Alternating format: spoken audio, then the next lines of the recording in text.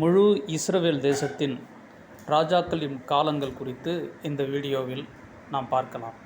சமஸ்த இஸ்ரவேலின் 3 ராஜாக்கள், 1 சவுல், 2 தாவீது, 3 சாலமோன். 3 பேரும் 40 வருஷங்கள் அரசாண்டார்கள். சாலமோன் ராஜாவுக்கு பிறகு இஸ்ரவேல் சாம்ராஜ்யம் யூதா, இஸ்ரவேல் என்று 2ஆக பிரிந்தது.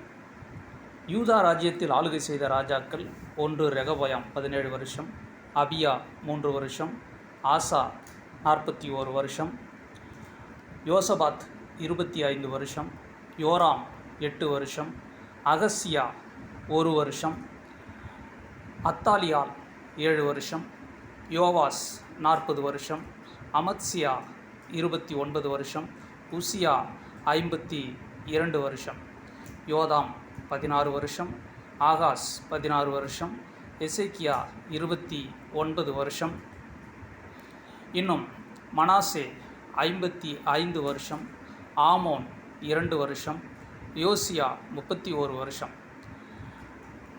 யோசியாவுக்கு பிறகு யோவாகாஸ் 3 மாதம், எலியாக்கீம் என்கிற யோயாக்கீம் 11 வருஷம், யோயாக்கீன் 3 மாதம் அரசாண்டார்கள். சிதேக்கியா, கடைசி ராஜா சிதேக்கியா 11 வருஷம்.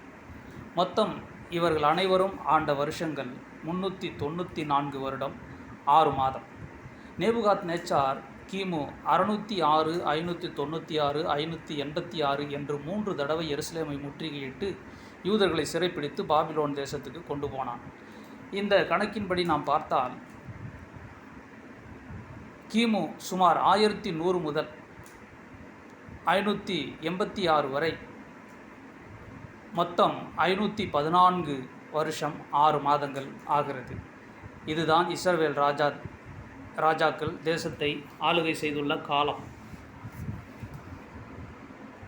இப்பொழுது இஸ்ரவேல் வடக்கு ராஜ்யத்திற்கு வரும்பொழுது அதன் முதல் ராஜா யெரொபெயாம் 22 வருஷம், அவனுடைய குமாரன் நாதாப் 2 வருஷம், 3வது பாஷா 24 வருஷம், ஏலா 2 வருஷம், சிம்ரி 7 நாட்கள், உம்ரி 12 வருஷம், ஆகாப் 22 வருஷம், அகசியா 2 வருஷம், யோராம் 12 வருஷம், யெகூ 28 வருஷம், யோவாகாஸ் 17 வருஷம், அவனுடைய குமாரன் யோவாஸ் 16 வருஷம், யெரொபெயாம் 41 வருஷம், சகரியா 6 மாதம், சல்லூம், மெனாகேம் 10 வருஷம், பெக்காக்கியா 7 வருஷம், பெக்கா என்பவன் 20 வருஷம், இஸ்ரவேலின் கடைசி ராஜாவாகிய ஓசையா என்பவன் 9 வருஷம் அரசாண்டான். இஸ்ரவேல் தனி ராஜ்யமாக இருந்த மொத்த வருஷம் 241.